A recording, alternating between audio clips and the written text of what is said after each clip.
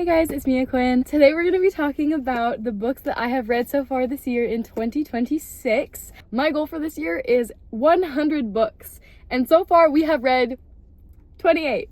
So we're a little behind, but it's okay because if you know me, you know that reading goal will be achieved. Also, I did have a pretty big transitional period when it came to reading because I went from reading probably 50% physical books, 50% books on my Kindle to only reading on my Kindle because that's all I have right now. We have all of them written down in super lovely penmanship. I wrote it 10 minutes before I left to film this. We started off the year strong with a reread that I reread basically every single year, which is The Great Gatsby. If you want to hear my opinions on The Great Gatsby, watch any of my other reading videos, but just so you know, 5 stars. I love this book. I reread it all the time. The next book I read was Sunrise on the Reaping by Suzanne Collins, which is another prequel in the Hunger Games series. And I didn't have high hopes for this book, and I also didn't read it right when it came out. I honestly just wasn't a big fan of, what was that called? A Ballad of Songbirds and Snakes. This book, was everything that I wanted A Ballad in Songbirds of Snakes to be. It's about Haymitch's backstory, which is the mentor that Katniss and Peeta get when they first enter the games. And if you don't know, his games was a quarter quell, so that means that there's some extra twist added to the games. His game's extra twist is that there's 4 tributes from each district instead of 2, so 2 boys and 2 girls, not just 1 boy and 1 girl. I actually read this on the plane to LA, and I was sitting on the plane and I was crying ugly tears. It was bad. And then my mom was sitting next to me and she was like, "Good book?" And I was like, "Yeah." When I was reading it, I was like, this is great, but it's not quite catching fire, so it's a 4 stars, not a 5 stars, so probably a 4.5. The third book I read was Where the Crawdads Sing by Delia Owens. It's centered around a young girl who is considered savage or wild by her little village. And when a man dies, she is immediately assumed to be the person who killed him. And that sort of forces her into solitude, but it's still a coming of age book. So it's sort of about how, despite being isolated, she still really craves human connection and attention. It's coming of age, but it's still about connection to nature and everything. And it's very specifically centered towards the younger woman experience and the idea of validation and wanting connection with people despite feeling you're othered by other people. And I rated it 4 stars. Next, I read The Alchemist, which is also a reread for me. I rated this 4 stars. I've talked about this book ad nauseum before. It's about a man named Santiago, and he is traveling the world in search of treasure. And I love this book, and I find it super inspiring whenever I read it because it's about seizing opportunities and being open to new things while still sticking to your mission and your morals, which is something that I just feel isn't a super common trope, because I feel a lot of books is just about somebody being plopped into the plot, but this is very much so around a journey that was chosen by the protagonist. Next, I read Legend by Marie Lu. This is also a reread. This is one of the books that got me into reading super severely. In 2022, I read this book when I had broken both of my ankles, and I was so depressed. I was bedridden. I couldn't do anything. I watched Encanto 15 times in 1 month. I was bedridden for a month. I couldn't do anything. Genuinely could not do anything. I got really strong arms. This is not important at all, but I got really strong arms during this time period because I had to drag myself everywhere. I had to drag myself to the bathroom because I was bedridden on a mattress on the floor because I couldn't get out of a bed. Memories. Anyways, I read this book the first time during that issue, and I loved it. It was a way for me to escape my awful reality at the time, and I still love it to this day. I reread it recently, and it still holds up, and it's still a 5-star read for me. The romance subplot is top tier. The dynamics and the government system, chef's kiss, and the mystery element is amazing, and the plot twist is awesome. So if you need a dystopian book to read, please read Legend. Next, I read A Court of Mist and Fury. I was so proud I finally finished this book because this has been on my DNF list since 2024, I think. Because if you guys remember, I read ACOTAR in, I want to say 2024, early 2024, I think. And I hated it. I hated it so much. I literally was like, I think I rated it at 2 stars at the time, but I remember even that feeling like generous. I just like, I hated Tamlin. I couldn't stand the plot. I thought it was so slow and so boring. And so then I started this second book and I also hated it. And now, I'm not gonna lie, I still don't love it. I really thought that once I finished the second book, I would be like, yes, this series is amazing. I'm so glad I have the entire box set. I rated this book a 3 stars, so better than the original 1/2 star of the first book. But I just don't think this series is for me. But as I said, I have the whole box set, so I will be reading the entire thing. I just don't want to. I read The Great Gatsby again. No comment. Next, I read Mate by Ali Hazelwood, which I had read another book that was similar to this called Bride a year ago. Maybe it was 2 years ago, but I think it was a year ago. And I loved it. I thought it was really good. I love when Ali Hazelwood tries new things. I love when she branches out.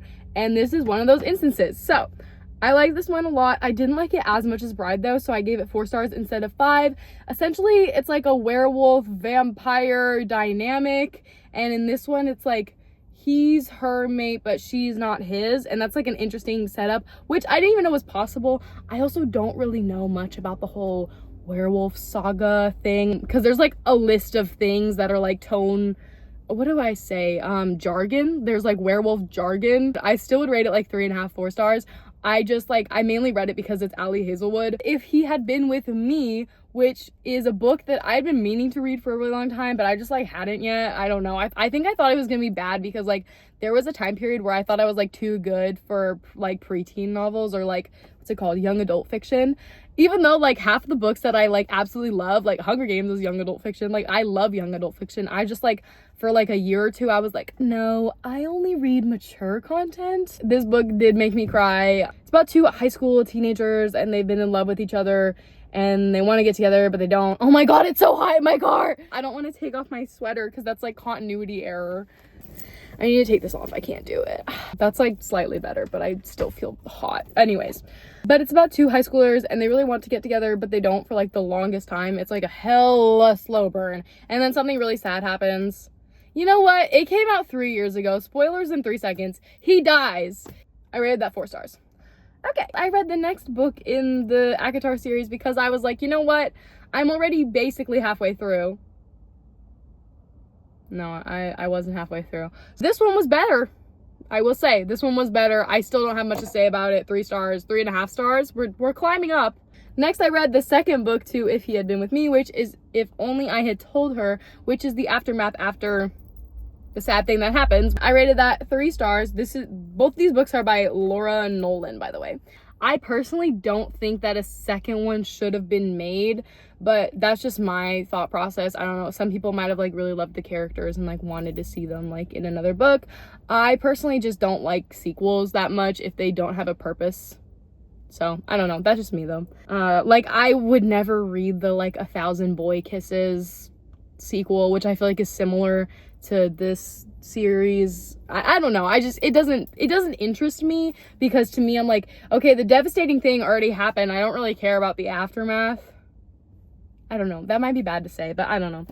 Next, I read Atomic Habits by James Clear, which is a self-help book, which normally I don't read much of, but essentially it's about this guy who had like this life-altering accident that really like changed the way that he viewed things and the way that his brain processes things, and then how he bounced back from that and how important habits are because of this thing that happened to him. And it was really good. It's just not the kind of thing I normally read, and it's also not the kind of book I typically talk about, so I would rate it 3 stars. Next, I read The Fire Next Time by James Baldwin. This is set in Harlem, which I love books that are set in Upper Manhattan, or really New York in general, I guess, but this is set in Harlem, and it's like written in a way that's supposed to make you feel kind of like uncomfortable, I guess you'd say. It's more so about like the legacy that racism left in America, which I just thought was a really interesting thing to talk about because I feel like most books are more so from a historical standpoint, and it's set through like 2 letters that are like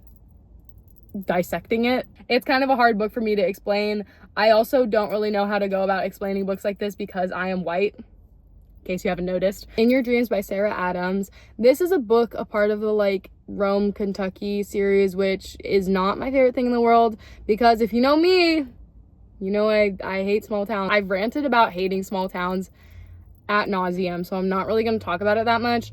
I didn't know that this was another small town book. I thought it was just a Sarah Adams book because I loved the first Sarah Adams book that I ever read, which I think was called The Cheat Sheet. And since then, I haven't really liked any of her other books, but I think that that might just be because I really like that specific trope that she was talking about. It's another like Rome, Kentucky book. Basically, it's like this lady who quit cooking because this like chef was mean to her, and then it's like this guy who like owns this farm and it's like going out of business, and so they need something to save the farm, and so then she starts working for him, and then they like try and start a restaurant.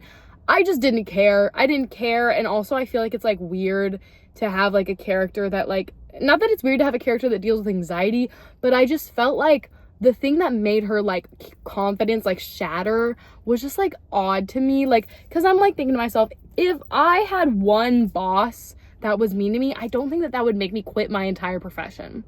You know what I mean? Or like make me not a good cook anymore. Like, she couldn't cook anything anymore because this chef was mean to her. So I rated that 2 stars. Next, I read The Maid by Nita Prose, which was a super good book. It's a murder mystery, not to be confused with The Housemaid by Frida McFadden. But this book was about a maid named Molly. She works at this like hotel type thing that a bunch of rich people stay at, and when somebody dies, they automatically suspect her because she has struggles with like social skills. She doesn't really know how to like conduct herself in like a normal way. To me, it just felt very obvious that she had autism, but I just didn't feel like the way that she socialized there was anything inherently wrong with it.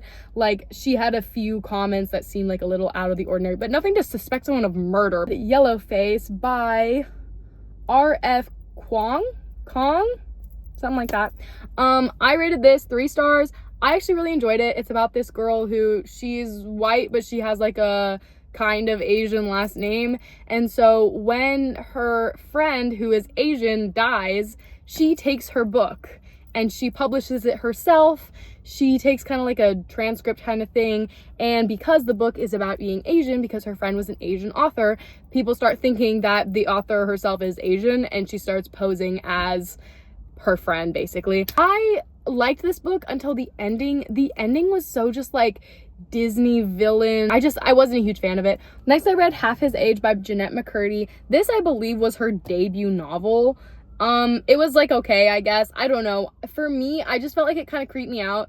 Despite being a Lana Del Rey listener, I am not a huge fan of older men. I think that somebody who maybe is attracted to older men could use this as like a cautionary tale. But for me, I was just kind of like, girl, what are we doing? Get up. So I don't know. But it also was very like based in Jennette McCurdy's life experiences herself. So, you know, I know it's like important to her and whatnot. I read this because I really, really, really liked her last book, which was I'm Glad My Mom Died. But this one I just wasn't a huge fan of. Next, I read The Serpent and the Wings of Night. Judging by the cover, I thought this was going to be about something very different than what it was. I just thought it was going to be more so like fantasy, like dragons and stuff, but it was more so about like vampires, and that just like wasn't what I was expecting. And I also wasn't a huge fan of the romance, so I gave it a 3 stars. Next, I read Caraval, which I'm not gonna lie, I really didn't like it as much as I thought I would. I hadn't read this book because I was so nervous that I was going to love it and it was going to become my whole personality, because that's kind of what I do when I love a book. Like, I don't really like things casually. I either love it with my whole heart or I don't care about it at all. So this, I really thought I was gonna love, because The Greatest Showman is one of my favorite one-off movies like ever. Like, one of my favorite movies that's like not based within a series, I mean. Like, I just found it so captivating and so good. And every single TikTok on Caraval will tell you like, oh, it's like the vibe of The Greatest Showman. It's really not. If you want a book that's actually the vibe of The Greatest Showman, read Water for Elephants. That one's really good. But this book, I just felt like it felt so like juvenile. And I understand that it's YA, so like I understand that like that's like what it is gonna come off as, but there's so many YA books that I feel like feel more mature than this did, and I just like wasn't a huge fan of it. I don't know, if there's a show I will watch it, but it just wasn't as good as I thought it was gonna be. I think I just overhyped it too much in my mind, so I did give this 2.5 stars, I think. Next, I read Remain by Nicholas Sparks, which was so good. I think it was also in duet with another author. This book is about a man who falls in love with a ghost that's haunting his house. So if you like the book Verity, you'll probably like this as well. I rated this 4 stars. Also, in case you don't know who Nicholas Sparks is, he's the one who wrote The Notebook. Next, I read Maybe in Another Life by Taylor Jenkins Reid. This is a book that I read because I love Taylor Jenkins Reid and I was missing the high of Malibu Rising, but I didn't really have like a new book that I wanted to read of hers. So I decided to try and read this, and it's not as good as like the other books that I read by like Taylor Jenkins Reid, but this book was still really good. And what I really loved about it is that there's 2 endings. There isn't one right ending, and it's very much so about like the role that the universe has and like how you decide things versus like what changes your life and just like the ultimate outcomes we can have as people. And I really enjoy that concept just in daily life. Like I think about it all the time, and so it was cool to read a book that revolved around that. But I do feel like now if Taylor Jenkins Reid was to write it again, I feel like she would write it in a better executed way than she did then. I just feel like the setting was kind of boring, but essentially it's about this woman who gets in a car accident, and it like very much so alters her relationships and like how she ends up in life. Next, I read Lessons in Chemistry, which was so good. Oh my god, I rated this 5 stars. I don't even have like a ton to say about this, but I've really been thinking a lot about the concept of feminism recently. I don't even really know why. I think maybe it's just like the current state of the world has gotten me thinking about it, but this book was incredible. It's about this woman, and she is interested in science. I don't remember specifically what job she did, but she ends up on a television show about cooking in a time where housewives are very common. And she acts as sort of like a voice for the average woman, and she shows women that they are not dumb just because they're women, which I thought was really interesting, especially since she teaches all of her cooking classes through chemistry. Like she doesn't call salt like actual like salt. She uses like the chemical compound name for all of the ingredients that she uses. It's sort of like that live television sort of thing and like the behind the scenes of that, which I thought was really cool. So I did rate this one 5 stars. It was super good. Next, I read Happy Place by Emily Henry, which was a reread, and I rated it 5 stars. You guys know I love this book with my whole heart, and it's kind of becoming one of those books that I want to reread every single summer, like, you know, kind of like The Christmas Carol when I reread it every single winter.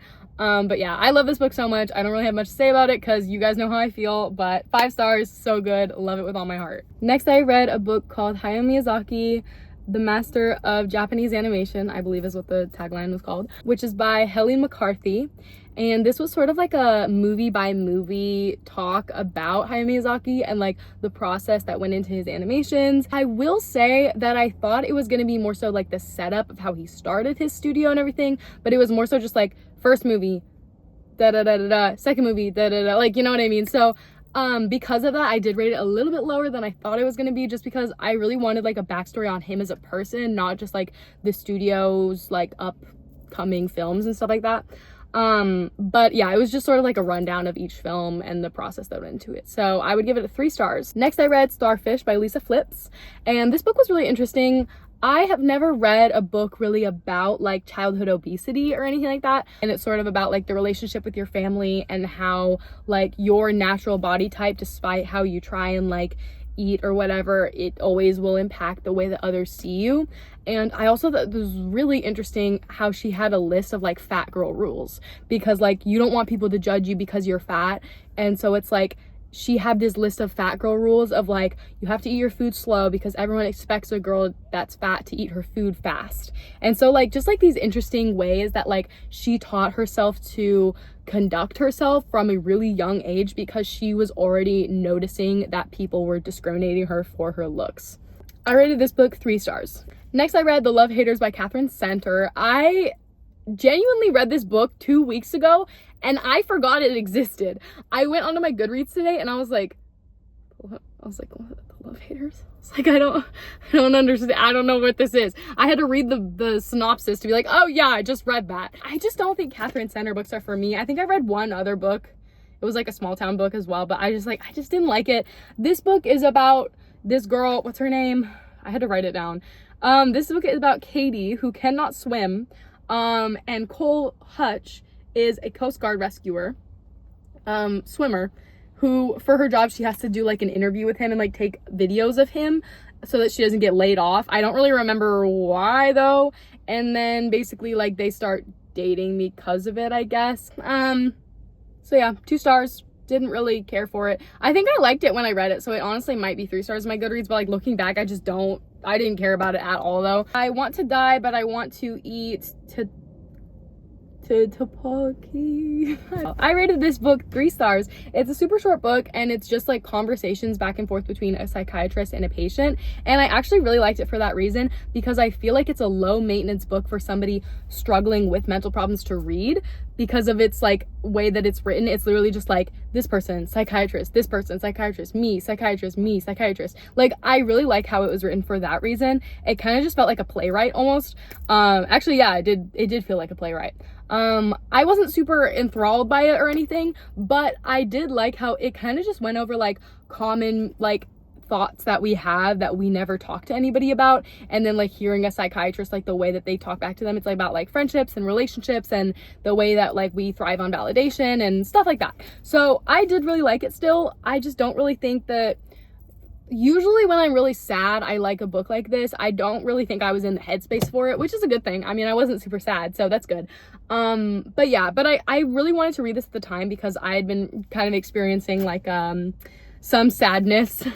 If we say, I'll talk about it at a later date if I feel like it, but I was having a really hard time. I had a lot of kind of bad things happen to me in the span of like 2 months, and so I just wanted like a comfort read, and this one was kind of speaking to me. So yeah, I rated it 4 stars. The last book I read this year so far is The Boyfriend by Freida McFadden.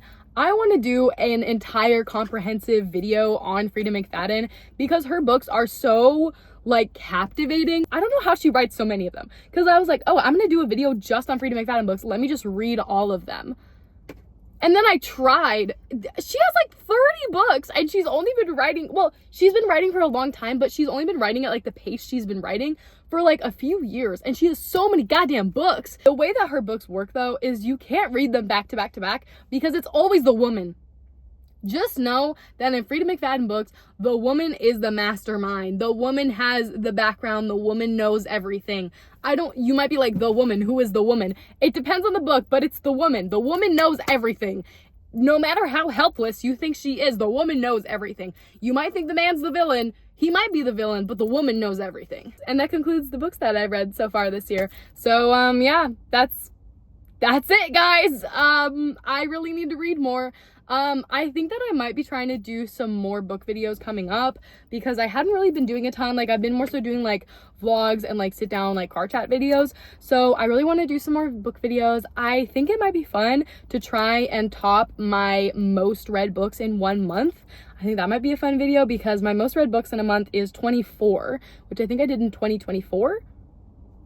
I think it was April actually of 2024. So April 2024, I read 24 books. So 4/24/2024. So yeah, I really want to do that again. So even if we get to 25, I still read 1 more than I was planning on. So yeah, but that is my plan, is to make some more book videos. I hope you guys enjoy this one. I'll see you guys later, and yeah, hope you enjoyed this. Bye.